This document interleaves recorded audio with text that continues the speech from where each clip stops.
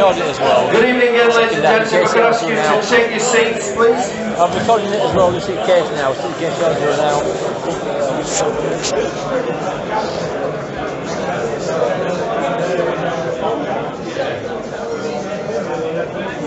And unsurprisingly, it's been immaculate, the attention in the first half. And I just ask you, because obviously when we ask you to go and have a drink, it gets everybody a little bit giddy. If we could just have the same amount of decorum as there was first half, then everybody in the room will hear everything. So thanks very much for everybody's attention so far. Right, I have the first question from a lady who didn't want to stand up and ask the question. And I'm not sure whether you'll understand the question, David, but I will try it. In English football, we have a Manager of the Month award, the Head Coach of the Month award, and it's normally announced around about now for the last month.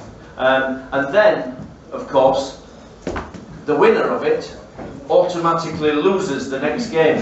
So the question is from the lady, has it been announced yet? And Dean, to you, if it hasn't, is there any way you can get it delayed until at least Sunday morning?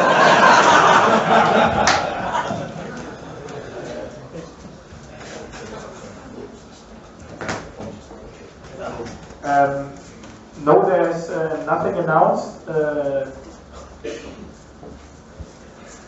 and to be fair, I think we broke so many, can I say, records in this season. So when was the last win against Newcastle? Away. 74 years. Okay, a long time ago. I don't look old, David, but I'm not. I wasn't there. So again, I think if there are any, is this a rule? It's not a rule, but it's a coincidence, perhaps. It seems to happen. It's an ironic reaction almost to the award. If I will be this Manager of the Month, then it's up to me and up to us to break this coincidence. So superstitions are. Yeah, kiss of death might be a good way of describing it. Yeah. So it doesn't matter. You'll be happy to accept it any time this week and still go down the A62 and repeat last year's scoreline. Yeah. No, I want the bigger one. Yeah, to be fair, I take a 1-0 as well.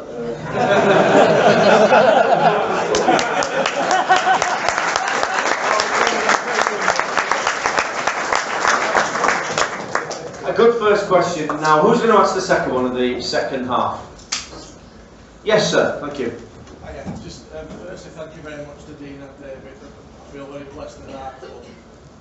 But my question is today, Christoph Bull seems keeping quite a low profile. What does he bring to the club? How does he compliment you? Christoph Buller is the question about, and how does he compliment you, and what does he bring to the club?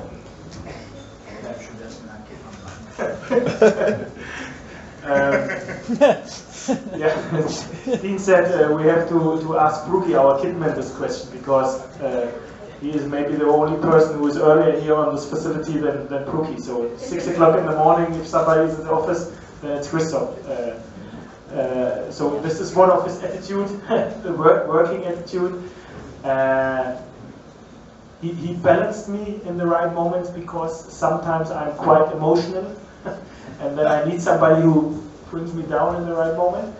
Yeah, he's somebody you can trust. He's somebody who understands the game, especially our game. He works a lot individual with our players, in video analyze as well. So we take on video every single training session, and then we have to speak with some individuals what they did good or what they did wrong in some situations. This is what Christoph is doing with the players. He works with the academy as well, so we need somebody who bring a little bit the idea of our identity to the academy. So he plays a big part in my backroom stuff. I know him 10-15 years. So when we think about football, when we speak about football, we both think in the same direction, and I think this is very important that I can trust him to 100%. Was it not Christoph who suggested bring on Michael Hefele at Aston Villa? Was it his idea? Yes.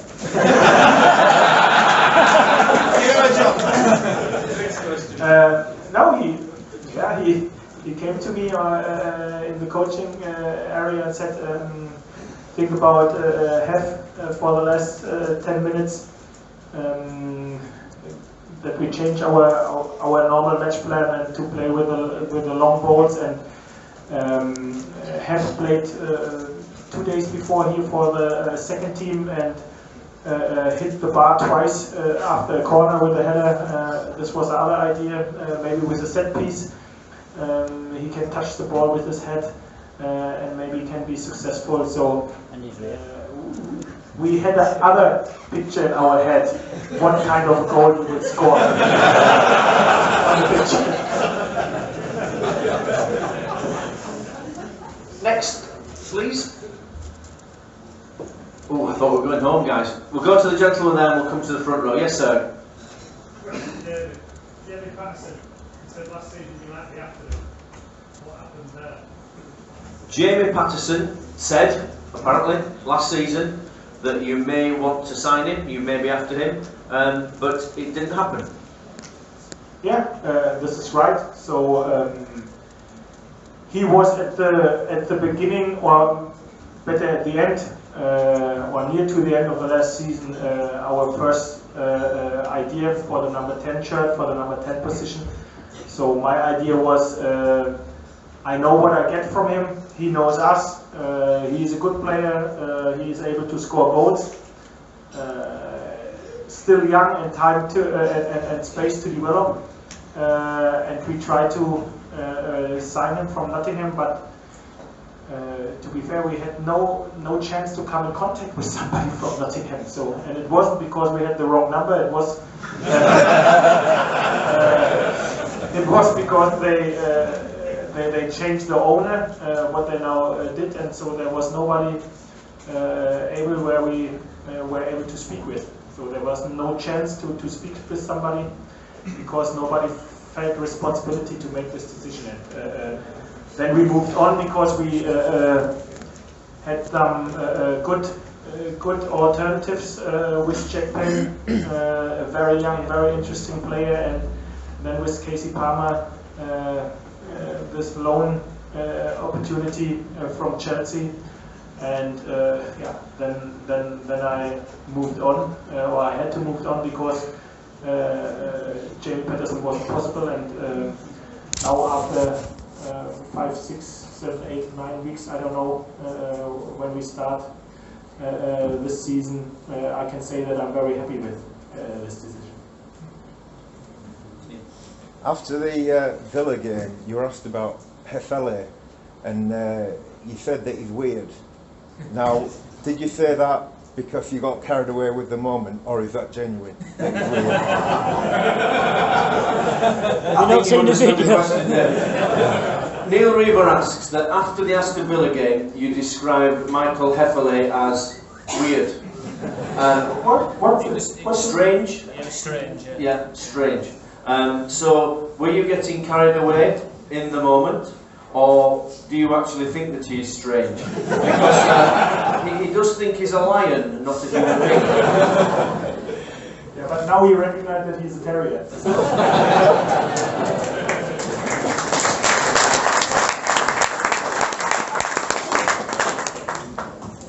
No, he is still strange. Can I just say, this is the guy who the foundation take to all the schools in Huddersfield. This strange guy. Yeah, on a positive way. He is a special character. So he is some. Normally we have to spend time with him to explain it. So he is full of energy. He's full of enthusiasm. He is a team player. Of course, he likes to stay on the pitch and he likes to help. He lived what he does. He likes his job. He likes to be part of this Huddersfield Town family. Let's say if I ever have to go, hopefully I will never go into a war, but if I have to go into a war, he will be somebody I like to have.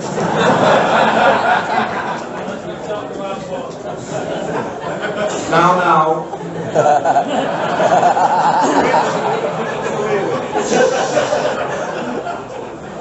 That was really your John Cleese moment there. What? I forgot what I was going to ask now. Let's go to the floor. Cozy's got his hand up. Yes, sir. Did it a tactical move to bring in so many ex-captains at the start of the season, or did it just happen to the best players in the positions that you were after, or did you think we needed some small leadership in the yard last season? Cozy asks, was it by luck or by management that you brought in so many ex-captains, so many players who captained the previous clubs and sides, etc., or did you think we needed more of those type of character? Yes, I thought. Okay, first of all, they have to have the quality when we speak about some new signings, and then we analyzed and we thought that we need more leadership if possible in our squad. Then as well, we thought we need we need more players in our squad who more play at the top of the table rather than at the bottom of the table. This is why there were a lot of ex-skippers, ex-captains in our new signings. But this wasn't the main reason why we signed them. I remembered Michael Hefferle. I think this shows what a great character he is. Dresden is a long way from the Ziller Valley in Austria, but there were a group of Dynamo Dresden fans travelled pretty much the length of Germany and then a couple of hours into Austria to come and watch the pre-season friendlies, just basically to watch Michael Hefferle. So he must have had a very special bond with the Dynamo Dresden supporters.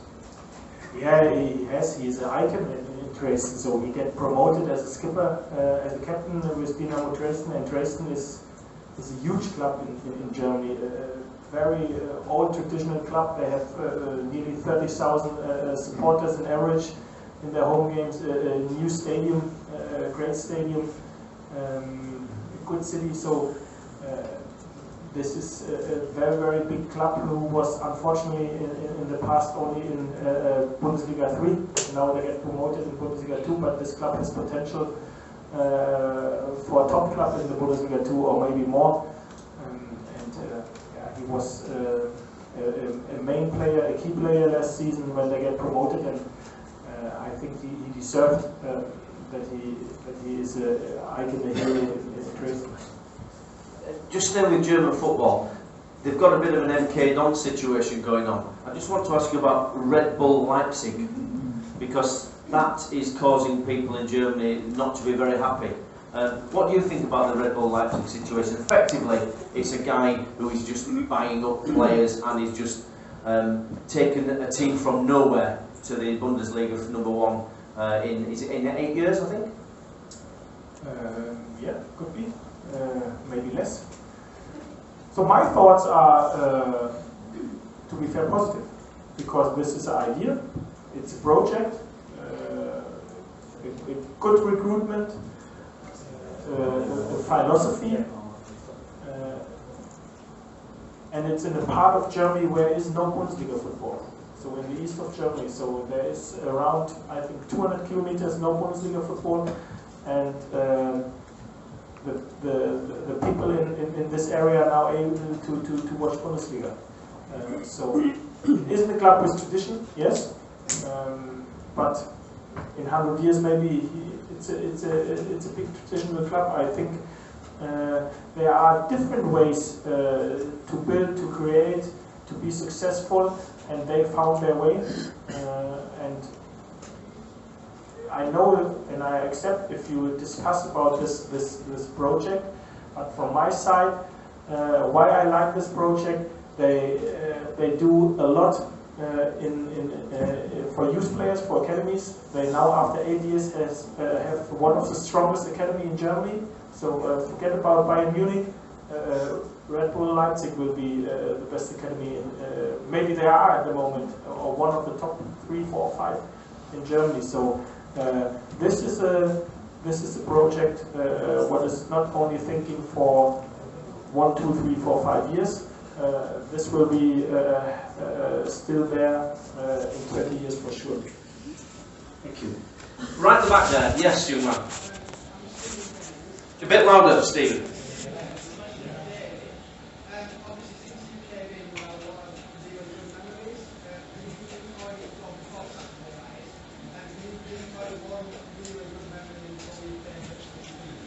In your 10 months here at Huddersfield, Stephen's asking you, what is your favourite memory? Is it running on and having some sort of sexual fun with Danny Ward at our last home game? Or was it possibly celebrating in front of the town fans after we won 4-1 at Elland Road? Or it might be something else, David. Okay, third place, my first game, Sheffield Wednesday away. It will never be something special when I will look back. I know it was successful, but it was my first game in English football for this club, so this is on the third place. Second place I have to think about. First place, Leeds United away last season. I thought you got more of a clap than that.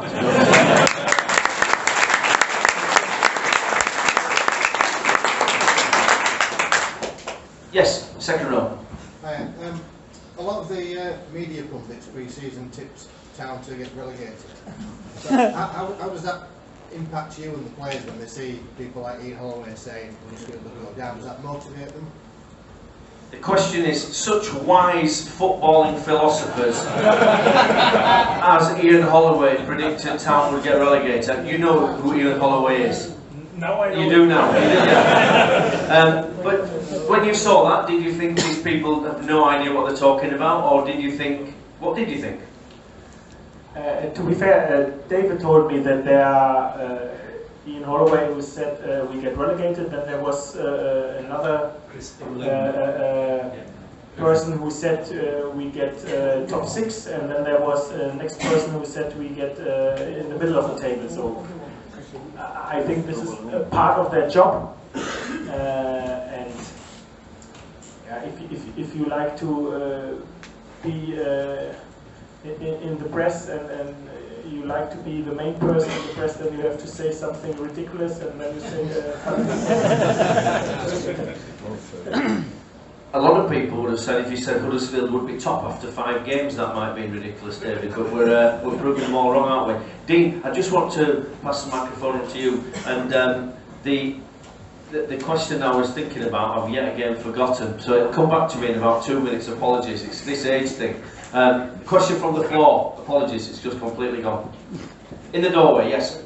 Question for Dean, what are the long-term goals for the youth academy, and then we'll be looking to move to a level 1 youth academy in the future? Long-term goals for the academy, Dean. I've heard you talk about this many times. The only way that we can progress further the academy, possibly, is to get Category 1 status, but Category 1 status is a very expensive thing to do, so the question is from the young man, are we likely to progress the academy further? We would always like to be in a position to progress the academy, but facts are facts, and at the moment the academy is not producing. We've made changes, and we're hoping the latest change will make a difference. David, unfortunately, is not in a position where we've got players coming through, and like we talked about a third striker, that would be ideal. Yet Raquel Pike has made an impact, but can we rely on these players to come through and make a difference in the first team? The reason we sold, for £2 million, I wish, Charleston Barnsley is there's probably 200 players off there. But we've got people like Jordan Williams coming through who will give us hope. But at the same time, before we start talking about level Cat 1, we've got to really understand whether we stake at level 2 or whether we actually go back to, or actually do we go level 3, because that will be a big cost saving in this club. And ultimately, academies are important, but success comes from the first team. And at the moment, there's lots of revenue going into the academy. Something £1.2 million net cost, which if we didn't have an academy, that could go straight back to the first team. So it's trying to strike the balance. What I would like is the academy to start producing quicker, faster. Let's see what happens. But at the moment, with Stuart Weber, we've put new people in charge, Stuart Weaver, and we're just hoping that maybe this will be the one of the final pieces of the jigsaw. But we're living hope. But at the same time, we have got people coming through who could make the grade. Jordan Williams being one of them. Dean, Brentford, Dave's Camden Academy. Do you think that's a massive gamble, or do you think it's a wise thing for a club like them, surrounded by Chelsea's, Fulham's, Arsenal, Spurs, you know, within a very short network? No, I think what Brentford have done is very radical, and I think sometimes in football we have to be radical. I was with David, but I was, to be fair. And you've got to sometimes take a radical step based on facts. And just like with David, although David, the first time I met, it was a big gamble bringing him in. It was based on what David could deliver. And we really believed in what he said he could deliver with us. And it's the same with the academy with Brentford. They're in a very difficult environment where they are surrounded with Chelsea, Arsenal, Tottenham, some really, really big clubs. And it's a very difficult marketplace for them to operate. What I would say is, if you look at the Cap 3 clubs, and let's be fair, Burnley are a Cap 3 club. If you look at Oldham, we bought Joel Coleman from Oldham, and I think we paid £100,000 for him. But they also sold, I think it was a 17-year-old keeper to Everton for £250,000–300,000. So we had Lloyd Allison here, one or two others, and the bottom line is he's now on a short contract at Chesterfield. So our keepers have failed.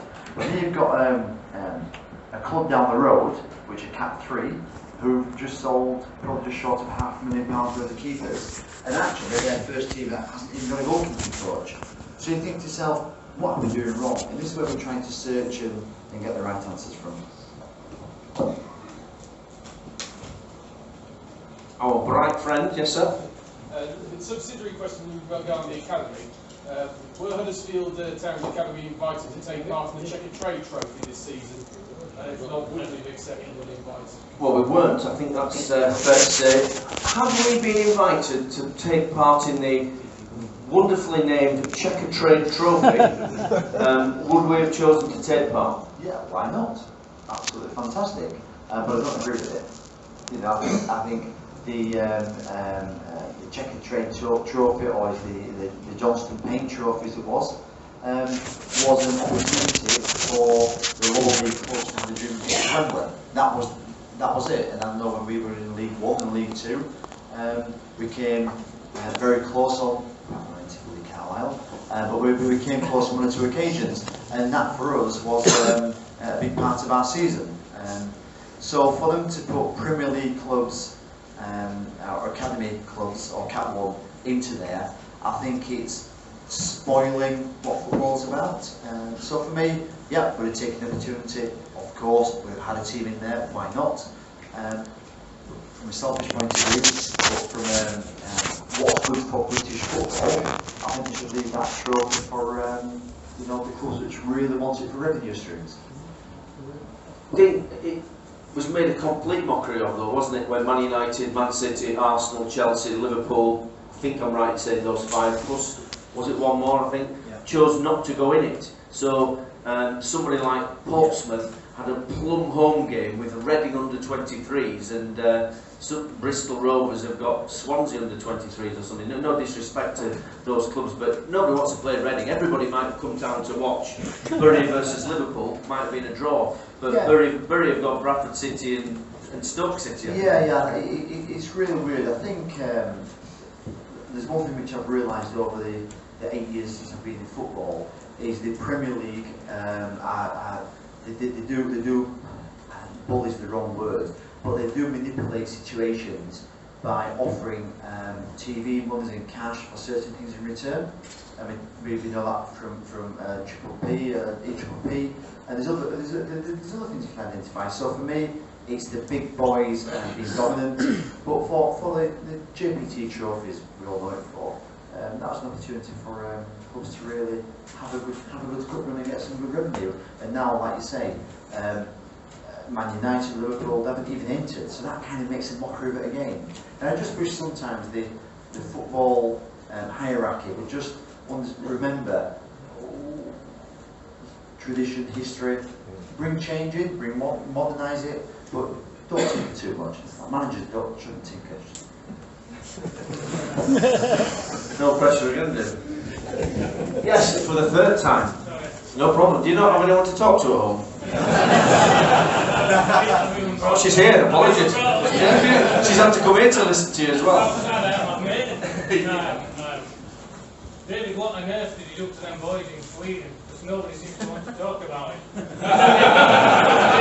What happened in Sweden stays in Sweden. And when alcohol's involved, I can understand that. But what on earth did you do to them? Took the mobile phones away. The question is about going to Sweden. Now, most young footballers' idea of a dream tour is to Sweden, David, or somewhere like that. But it was a bit different, this one.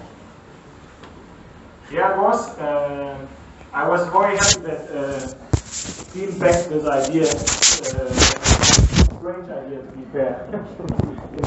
So what was the idea? The idea was if we are able to bring our new signings in very early, and we were able to bring our new signings in very early, or nearly all the new signings in very early, then we have to use the advantage that we maybe have compared to the other teams, that we have this new signings in so early, and for this we have to make sure that we bow together as quick as we can. I did this trip 5-6 years before with my former club, with the second team of Dortmund, and after this trip I said to my wife, I never will do this again.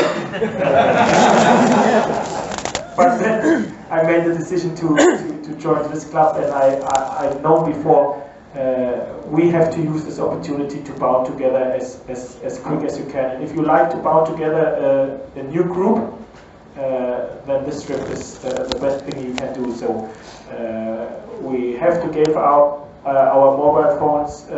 We were for, I think, 3 nights, 4 days without any electricity, without telephone, without watch, no toilet, what was not nice, to be fair.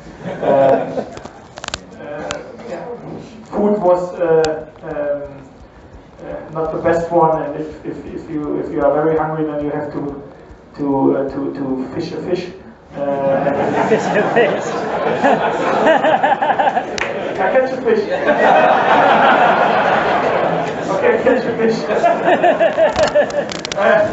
And if you are thirsty, you have to go on the middle of the lake and take your bottle and make the bottle full of water. So you spend the whole day, 8-9 hours a day in a canoe, only with 2 players in one canoe. So you have to speak with each other. You slept in a tent, in a 2-man tent. You have to speak with somebody, and there's only one beside you, so you come in contact, and I'm totally sure as more as you know from your mate, as more time you spend with your mate apart from football, and if you always be on an island which is not bigger than half a football pitch, there is no space to go and be for yourself or be private. So they cook together, they fished. And if you recognize in which a great perfect world we live, and when you left your comfort zone for this 4 days, I think it shows you how great it is that you only have to push a button and you get your latte.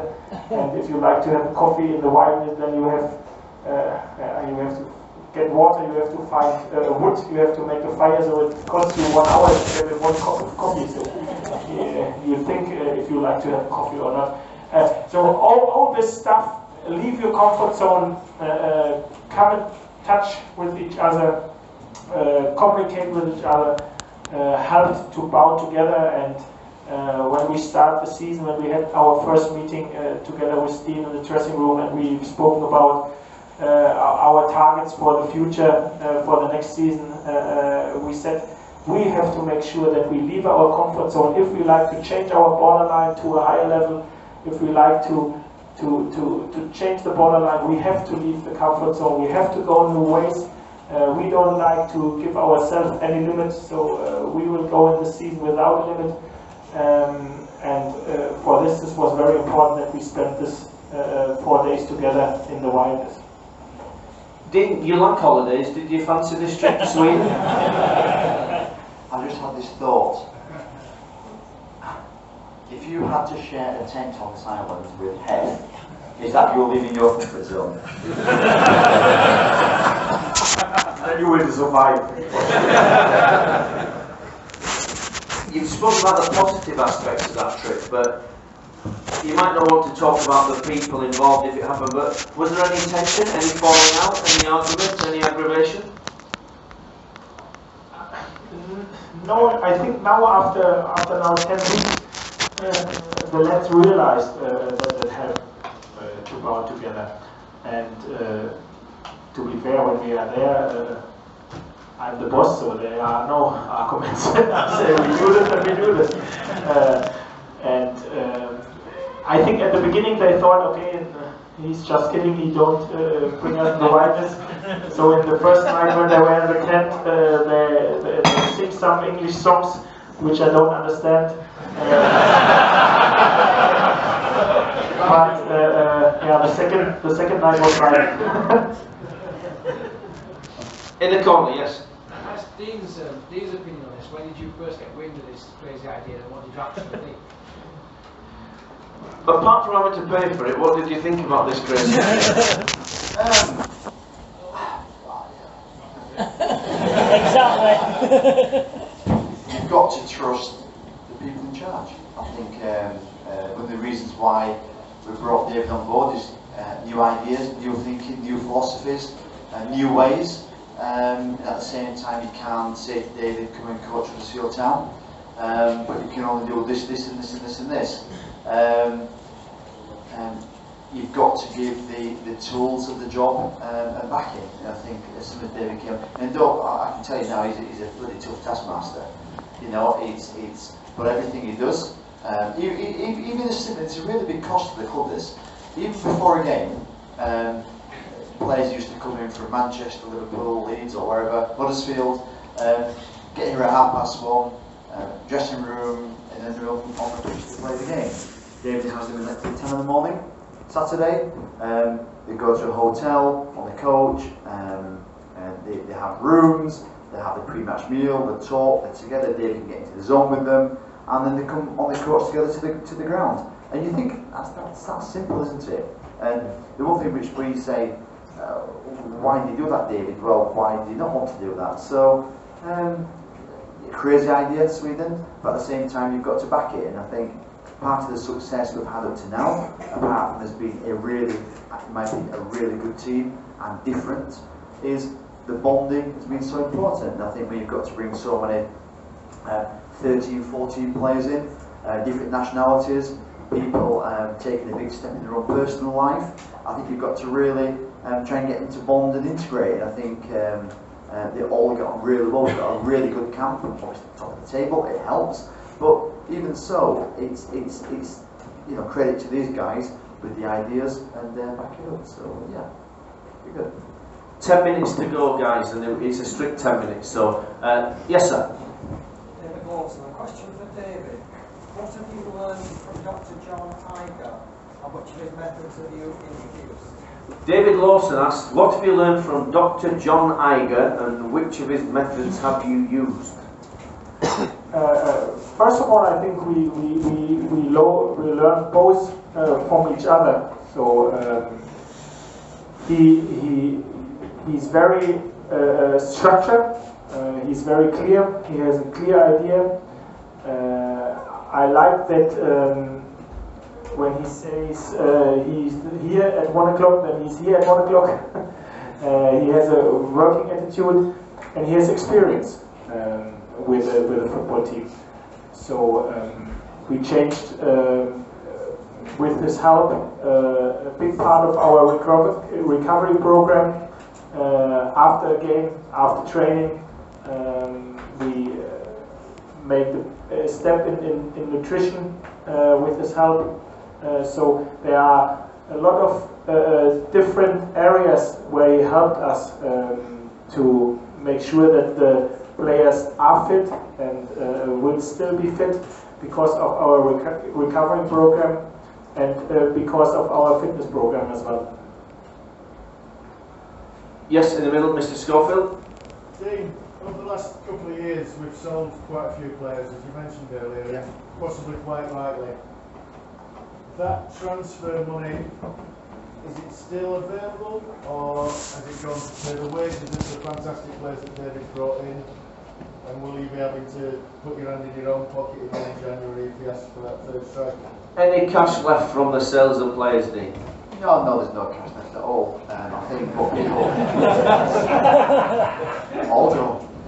I think what people need to, and I think most people do understand, is that there's a room in the club, there's a profit and loss every year, and it's well documented how much the club loses, so we have to sell players to balance the books. And some years we have to, maybe we sell more than we lose, and some years we don't sell as many as we should. So it's a balance. I think what the important thing for this club is to understand that every bit of money which comes into the club goes back to the club in one way or another, whether that's in transfers. And I think this season we've spent somewhere in the region of, if you take Joe Lynch's transfer out, I think we spent somewhere in the region of £4.5 to £5 million, which is a lot of money for this club. And I think if you look at people like Connor Cody, we may have got £1.8 million for him, but Liverpool had a 40%, not 40%, Liverpool had I think a 30% sell-on, so a really high one. So transfers which you get in, the monies, are not always what it seems. So, you know, everything we've got from this club is gone straight back into it. Come to January, I think what David says is quite true. You know, it's not just about one transfer window to project, it's about several transfer windows. Yeah, we're in a position, we're delighted, but right now we're working on next summer. We're working on what if Aaron Moy goes to Manchester City next summer. You know, I would have thought that Jurgen would want Danny Ward back. So we've got to think about keepers. I've got keepers who can step up that we need to recruit. So Stuart Webber now is working really hard on next year's recruitment, and is also working on possibilities in January, because you never know, do you? We may want to push on, we may be in a great position, but let's see where we are. But what we try and do, we have a philosophy to plan ahead. So the reason why we sold the players we did, Jacob forced his way out, you know, we couldn't do it, it's well documented, didn't get on the people, didn't want to get on the coach. Connor was sold before then to balance the books, and so was Alex. And I don't think as we sit here now, we don't really miss any of them. And I think we're doing really good business, and part of this club is buying and selling. But is it time to do it? And at the moment, we're in a really good place. We've got to try and build. But as history shows, every club has ups and downs. But at the moment, David is really showing the reason why we brought him in, and it's up to me as chairman of this club to back him 100%. So you know, and it's pretty safe because he actually goes skiing. I don't really know this. Are you a ski instructor as well? He can show me how to ski faster. David, you want sacking? This is the way not to get sacked. Most of we've got, it's 5 to 9. I think we'll try and go for 5 questions with 5 quick answers so that everybody gets a chance. So the first hand's in the doorway there, and then there's somebody around the corner. Your second, sir. Yes, mate. Question for David.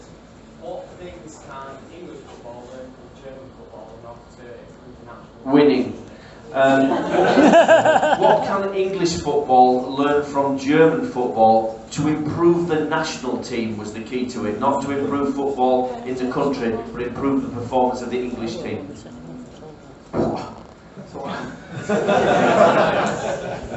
I'm too far away from the national team to answer this question, to be fair. And I'm not sure if I'm in the position to explain somebody what he has to do better to be better.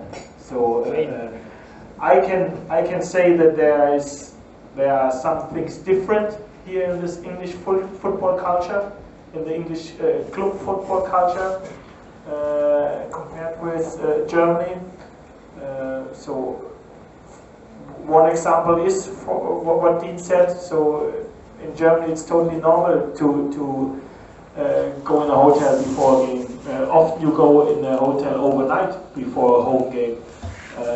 In Germany it's totally normal for a player. You normally not live more far away than 20 minutes, 25 minutes from the facility where you work. In England, a player lives 1 hour and a half away from the place where he works. This is totally normal.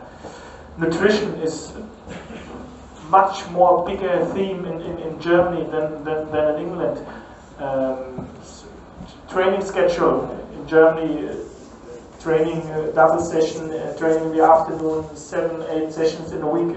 It's normal. In England, 2 days off is normal. These are small examples, and I cannot say this is wrong or this is right. I only can say we do it in Germany and how the British culture is. And it is the reason why they are maybe won the World Cup 2 years before. I don't know, but there are differences. And on the other side, what I can say is. The game is different here in England, so it's more intense, and it's more intense because the referee doesn't whistle so often, and then it's not so often a break, so there's a lot of speed in the game. On the other side, a lot of teams are tired after 70-75 minutes. So this is different in England as well. The mentality of a British player is great, unbelievable. So tough, rough. Sometimes I have the feeling he doesn't feel pain. So the British player and German players often they are moan or they are not happy, and you always have to push them.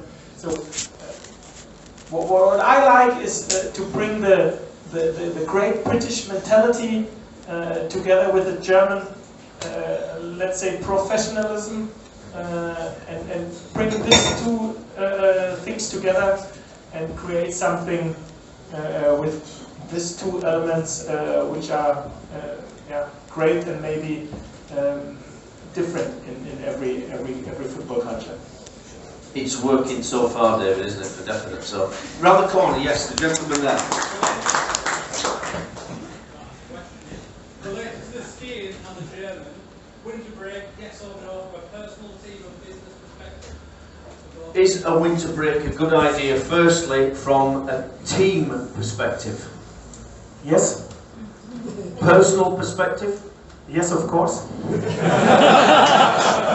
From a business perspective, because, of course, if the winter break was to be when it is in Germany and Spain, we'd lose games which are for lower league clubs particularly very important. But at our level, could you cope without Boxing Day, New Year's Eve, New Year's bank holiday game, those 3 games?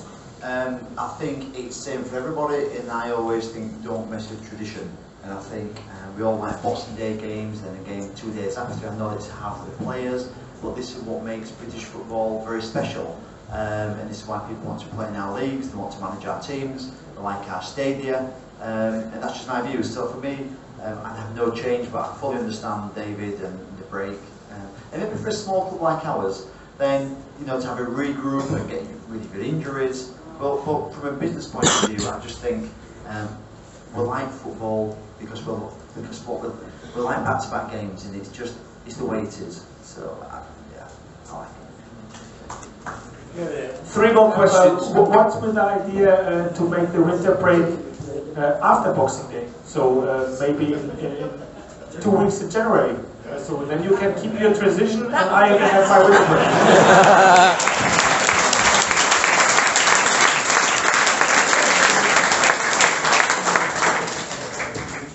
9 weeks talking summer, David, how much more do you want? 3 more questions. Like a school teacher next. Cozy's got his hand up, and then a gentleman with glasses, and then gentleman in the second row. Dean, recording a programme, I've been asked to come and give the listener point of view on Made in Leeds TV tomorrow in Ellen Road, pre-game show. Any tips, any advice? Would you play cool? Would you go in there and try and get Cozy, my advice is, like me, you'd be better on radio. It's on what's it called? Made in Leeds? Made in Leeds, called All Leeds. Channel 8 on Freeview or something, isn't it? All Leeds out with us. All Leeds out. We're going to win night on Friday. How are you going to play cool or should we kick him out? A bit of advice for Cozy D. Does he go for it, or does he play it cool? I remember that 5-1 like yesterday when we were supposed to be in a better position. I played cool till after. Yeah, I think as David says, he's got a saying, we need to be humble. We all have our own personal feelings about our friends down the road. And I just believe that we have to wait till the final whistle goes. David does his salute, and we can all smile and say what we like. But I'm very superstitious. The reason why I'm on No Wheeling Show on Friday is they haven't asked me. I've asked myself to go on because last year we won 4-1, so I think I'll go on again. Get in. Get in. And to be fair, all we're going to talk about is the state of leadering and how good and how well run we are. But you've got to be humble, and I'll be trying so hard to be very, very diplomatic and level-headed and... No, don't bother. Yeah. Don't forget to record him, Paul. I think we've got to realise though, look how much Leeds help us as a club and the community. They make us look really good. Really good. No, great. You know, if there's one club you don't go manage, David, it's Leeds. Crazy. But at the same time, I think we've got to remember they have had success in the past. The supporters, they still believe they are where they are. Now, rivalries are quite an interesting one here, Cozy, because a lot of people who may live way out west in Huddersfield, you know, I used to live on the bloody front line in Hempenwijk, you know, and it's like, your next door neighbour's a Leeds fan, and it's really, you know, we've lived through the 70s and the 90s, and we've taken it left, right and centre, about how good they are and how nothing we are, and we're not fit to right at the bottom of our feet on, and it's hard to take. So I think we just enjoy the moment. Let's not get too above ourselves, because we don't want to turn into what they are, and let's just be, you know, proud and humble, and you know, we can't lose the everyone on Saturday.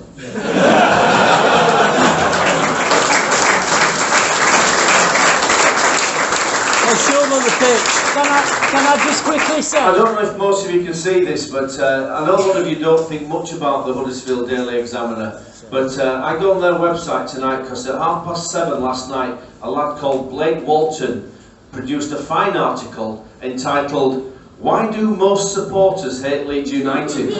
And it goes into all sorts of reasons. It's not about hatred, it's more about rivalry. Why most people do hate them for all sorts of reasons, their every years. The fact that they think they're Super Leeds, the fact that they wear the white rose on the shirt, and so on and so forth. So it's not as ridiculous a read as it may seem. No, but to be fair though, I thought really poor journalism. I read that and I cringed and I thought, God, this is what Leeds United want to hear. That the small club up the road are doing things like that in the Examiner. I think it's really poor by the Examiner. I think it's lazy journalism, and I think I said to David earlier on, this isn't what we should be about. We've got to rise above this, you know, and do the damage on the field if we can. You know, and if Dave, you want to come and sit on the bench with you at the back, I can guide you along. I'll first German to do it. They do that, German. I thought you were the guy who's not getting excited. No, I'm not getting excited. I'll take that as no. 2 more questions. The gentleman there, yes sir. Given that it's your first job, David, in English football, or as a manager anywhere, I wonder if you could just outline, as far as you can outline, what your aims and ambitions are as a manager, and where Huddersfield Town fits in that. I think the subtext is how long are you stopping? is your first job as a head coach of a first team at a football club, and the gentleman spoke very, we'd say in English, flowery, airily. Didn't really say a lot, but he wanted to ask you really, how long are you staying here at Huddersfield? This is your question.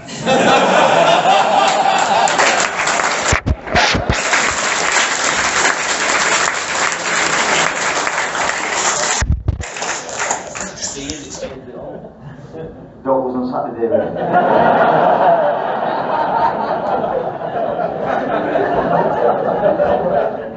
Hopefully I'm here on Sunday.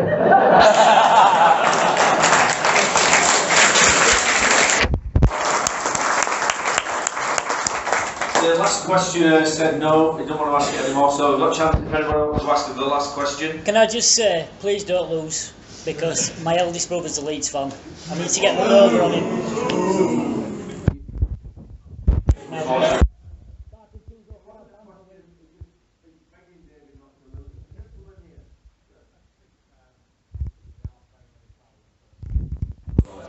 Here. Just waiting for a bloody long time. I saw a photograph and you sat on your own in the stadium after, I think it was Wolves on Barnsley. Apologies, got it wrong.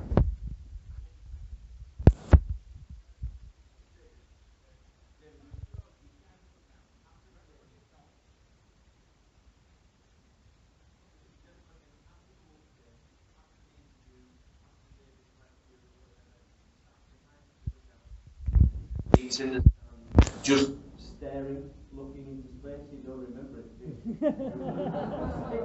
It wasn't John Jarvis, was it? You were busy outside trying to sell tickets. To be fair, I can't remember, so maybe I wait for my family. She was in the family stand and came to pick me up. But on the other side, to be fair, it was a tough game for me as well, and maybe I need this second to come down and take a breath or whatever. So, but I can't. There's a picture. Is that a picture? Is that me?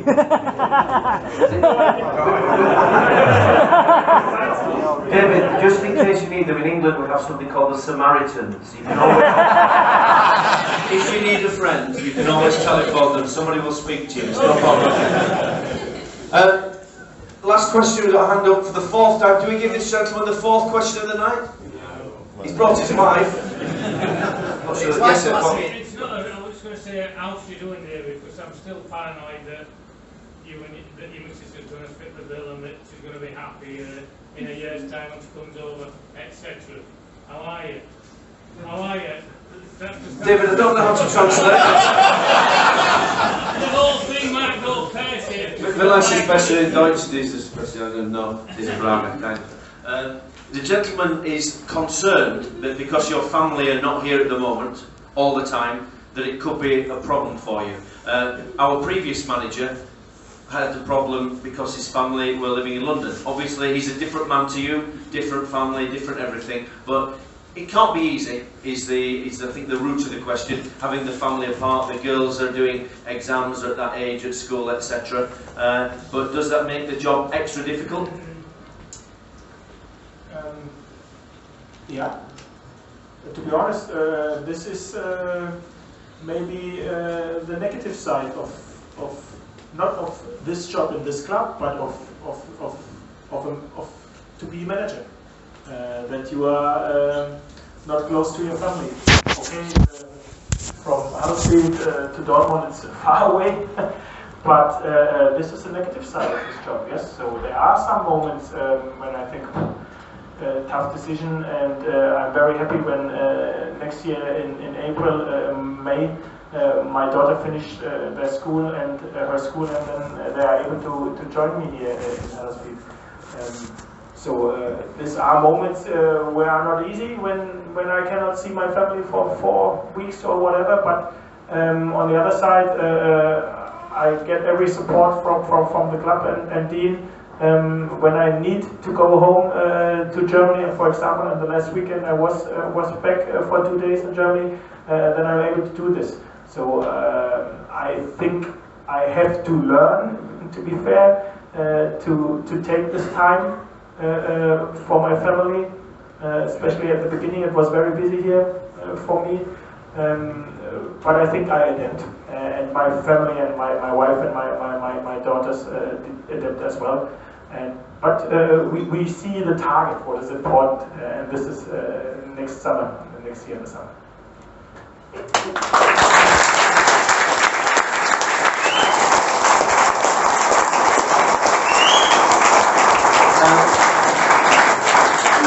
David, to try and end on a slightly positive note, your wife came for the first time to England when you were here, and she flew into Leeds Bradford Airport. We're calling it Bradford Airport now.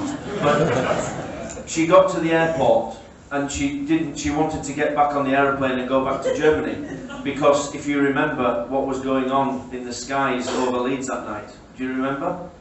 Rain? No. Bombs, fires, fireworks. It was bonfire night, and she thought she was arriving in war-torn Iraq. She had absolutely no idea we were celebrating Guy Fawkes night, and she was crazily frightened, wasn't she? She flew over and saw the fires all over the place. But there we go. Guys, we're 15 minutes over time. Just before we go, I'd like to just point you in two directions. You can help supporting the project of Dean and David by using this facility as much as possible, because every time you come down here, every penny, pound, five or tenner you spend, there's lunch available Monday to Friday, 12 till 2. The players are eating here. If you like to see the players, you might be able to mingle with them now and again. I don't know whether that's possible, but they will be eating dinner down here. Match days, a week on Saturday, QPR, Boothys Beer and Banter, far better than the previous show that used to be on in here, I can assure you. Boothys Beer and Banter, Andy Sinton, QPR, ex-QPR of course now, is their ambassador I think as well, ex-England international. He'll be down here with Boothie. If you can support that, please do come along. Who's going to Elland Road on Saturday in the room?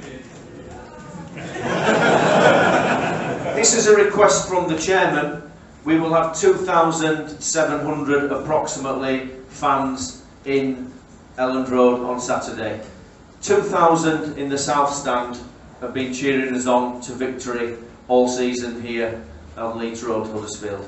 Please get behind, even if you're the sort of person who doesn't make an effort because you don't want to do, please try or at least think about making an effort to get behind the lads on Saturday, because international break has probably not come at the best time for us. That's my personal opinion. We could have done with playing and playing and playing, but that's how it is. David said earlier, shit happens. And it does, but we could really do with getting back, straight back on the bicycle, and let's hope that come Saturday night, this